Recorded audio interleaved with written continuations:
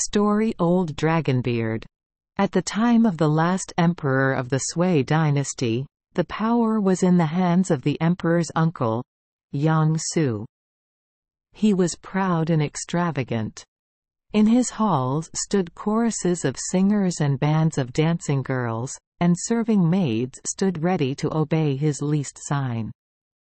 When the great lords of the empire came to visit him, he remained comfortably seated on his couch while he received them.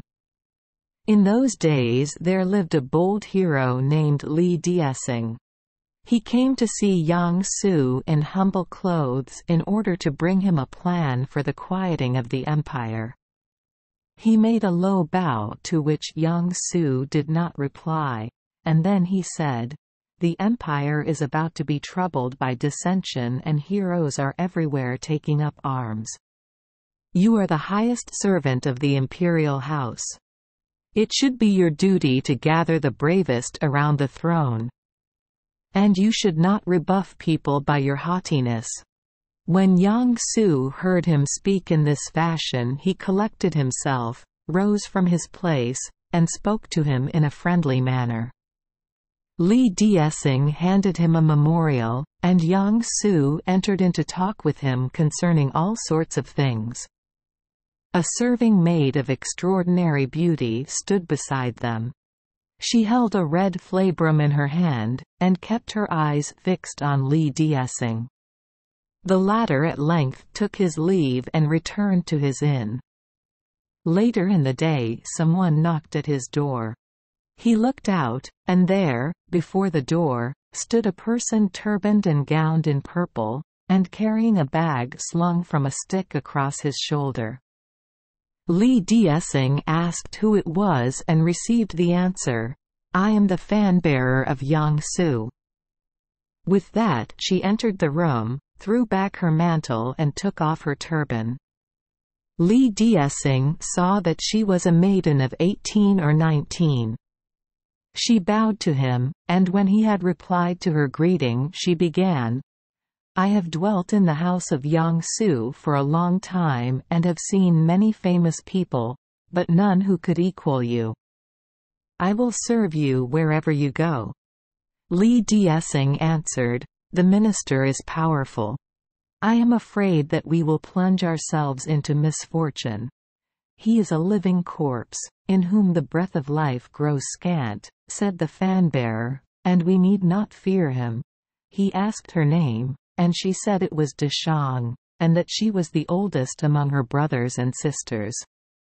And when he looked at her, and considered her courageous behavior and her sensible words, he realized that she was a girl of heroic caste, and they agreed to marry and make their escape from the city in secret. The fan-bearer put on men's clothes, and they mounted horses and rode away. They had determined to go to Taiyuanfu. On the following day they stopped at an inn. They had their room put in order and made a fire on the hearth to cook their meal. The fan-bearer was combing her hair. It was so long that it swept the ground, and so shining that you could see your face in it. Li Diesing had just left the room to groom the horses. Suddenly a man who had a long curling mustache like a dragon made his appearance. He came along riding on a lame mule, threw down his leather bag on the ground in front of the hearth, took a pillow, made himself comfortable on a couch, and watched the fan-bearer as she combed her hair. Li Diesing saw him and grew angry. But the fan-bearer had at once seen through the stranger. She motioned Li Diesing to control himself, quickly finished combing her hair and tied it in a knot. Then she greeted the guest and asked his name. He told her that he was named Deshang. "Why, my name is also Deshang," said she, "so we must be relatives." Thereupon she bowed to him as her elder brother. "How many are there of you brothers?" she then inquired. "I am the third," he answered, "and you?" "I am the oldest sister." "How fortunate that I should have found a sister today," said the stranger, highly pleased. Then the fan-bearer called to Li Diasing through the door and said, "Come in. I wish to present my third brother to you." Then Li Diasing came in and greeted him. They sat down beside each other and the stranger asked, "What have you to eat?" "A leg of mutton," was the answer. "I am quite hungry," said the stranger. So Li Diasing went to the market and brought bread and wine. The stranger drew out his dagger, cut the meat, and they all ate in company. When they had finished, he fed the rest of the meat to his mule. Then he said, "Sir Li, you seem to be a moneyless knight. How did you happen to meet my sister?" Li Diasing told him how it had occurred. "And where do you wish to go now?" "To Taiyuanfu," was the answer. Said the stranger, "You do not seem to be an ordinary fellow. Have you heard anything regarding a hero who is supposed to be in this neighborhood?" Li Diasing answered, "Yes, indeed, I know of one, whom heaven seems destined to rule." "And who might he be?" inquired the other. "He is the son of Duke Li Yuan of Tang, and he is no more than 20 years of age. Could you present him to me some time?" asked the stranger. And when Li Diasing has assured him he could, he continued, "The astrologers say that a special sign has been noticed in the air above Taiyuanfu. Perhaps it is caused by the very man. Tomorrow you may await me at the Funyang Bridge." With these words he mounted his mule and rode away, and he rode so swiftly that he seemed to be flying.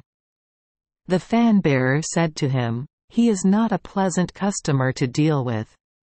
I noticed that at first he had no good intentions. That is why I united him to us by bonds of relationship." Then they set out together for Taiyuanfu, and at the appointed place, sure enough, they met Dragonbeard. Li Diasing had an old friend, a companion of the Prince of Tang. He presented the stranger to this friend, named Lu Wenzing, saying, "This stranger is able to foretell the future from the lines of the face, and would like to see the prince." Thereupon Lu Wenzing took him in to the prince. The prince was clothed in a simple indoor robe, but there was something impressive about him, which made him remarked among all others. When the stranger saw him, he fell into a profound silence, and his face turned grey. After he had drunk a few flagons of wine, he took his leave. "That man is a true ruler," he told Li Diasing. "I am almost certain of the fact, but to be sure my friend must also see him." Then he arranged to meet Li Diasing on a certain day at a certain inn. "When you see this mule before the door, together with a very lean jackass, then you may be certain I am there with my friend." On the day set, Li Diasing went there and, sure enough, he saw the mule and the jackass before the door. He gathered up his robe and descended to the upper story of the inn.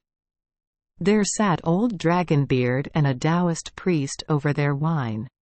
When the former saw Li Diasing, he was much pleased, bade him sit down and offered him wine. After they had pledged each other, all three returned to Lu Wenzing. He was engaged in a game of chess with the prince. The prince rose with respect and asked them to be seated. As soon as the Taoist priest saw his radiant and heroic countenance, he was disconcerted, and greeted him with a low bow, saying, "The game is up." When they took their leave, Dragonbeard said to Li Diasing, "Go on to Xianfu, and when the time has come, ask for me at such and such a place." And with that he went away snorting. Li Diasing and the fan-bearer packed up their belongings, left Taiyuanfu and traveled on toward the west. At that time Yang Su died, and great disturbance arose throughout the empire. In the course of a few days, Li Diasing and his wife reached the meeting place appointed by Dragonbeard. They knocked at a little wooden door, and out came a servant, who led them through long passages. When they emerged, magnificent buildings arose before them, in front of which stood a crowd of slave girls. Then they entered a hall, in which the most valuable dowry that could be imagined had been piled up: mirrors, clothes, jewelry, all more beautiful than earth is wont to show. Handsome slave girls led them to the bath, and when they had changed their garments, their friend was announced. He stepped in clad in silks and fox pelts, and looking almost like a dragon or a tiger. He greeted his guests with pleasure and also called in his wife, who was of exceptional loveliness. A festive banquet was served, and all four sat down to it. The table was covered with the most expensive viands, so rare that they did not even know their names. Flagons and dishes and all the utensils were made of gold and jade, and ornamented with pearls and precious stones. 2 companies of girl musicians alternately blew flutes and chalamos. They sang and danced, and it seemed to the visitors that they had been transported to the palace of the Lady of the Moon. The rainbow garments fluttered, and the dancing girls were beautiful beyond all the beauty of earth. After they had banqueted, Dragonbeard commanded his servitors to bring in couches upon which embroidered silken covers had been spread. And after they had seen everything worth seeing, he presented them with a book and a key. Then he said, "In this book are listed the valuables and the riches which I possess. I make you a wedding present of them. Nothing great may be undertaken without wealth, and it is my duty to endow my sister properly. My original intention had been to take the Middle Kingdom in hand and do something with it. But since a ruler has already arisen to reign over it, what is there to keep me in this country? For Prince Tang of Taiyuanfu is a real hero, and will have restored order within a few years' time. You must both of you aid him, and you will be certain to rise to high honors. You, my sister, are not alone beautiful, but you have also the right way of looking at things. None other than yourself would have been able to recognize the true worth of Li Diasing, and none other than Li Diasing would have had the good fortune to encounter you. You will share the honors which will be your husband's portion, and your name will be recorded in history. The treasures which I bestow upon you, you are to use to help the true ruler. Bear this in mind. And in 10 years' time a glow will rise far away to the southeast, and it shall be a sign that I have reached my goal. Then you may pour a libation of wine in the direction of the southeast, to wish me good fortune." Then, one after another, he had his servitors and slave girls greet Li Diasing and the fan-bearer, and said to them, "This is your master and your mistress." When he had spoken these words, he took his wife's hand, they mounted 3 steeds which were held ready, and rode away. Li Diasing and his wife now established themselves in the house, and found themselves possessed of countless wealth. They followed Prince Tang, who restored order to the empire, and aided him with their money. Thus the great work was accomplished, and after peace had been restored throughout the empire, Li Diasing was made Duke of Wei, and the fan-bearer became a duchess. Some 10 years later the Duke was informed that in the empire beyond the sea 1,000 ships had landed an army of 100,000 armored soldiers. These had conquered the country, killed its prince, and set up their leader as its king. And order now reigned in that empire. Then the Duke knew that Dragonbeard had accomplished his aim. He told his wife, and they robed themselves in robes of ceremony and offered wine in order to wish him good fortune.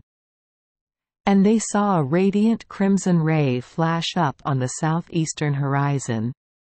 No doubt Dragonbeard had sent it in answer. And both of them were very happy. Note: Yang Su died in the year 606 AD. The Li Diessing of this tale has nothing in common with Li Diessing, the father of Nacha. No. He lived as a historical personage. 571,649 AD. Li Yuan was the founder of the Tang dynasty. 565,635 AD. His famous son, to whom he owed the throne, the Prince of Tang, was named Li Schi Minimum.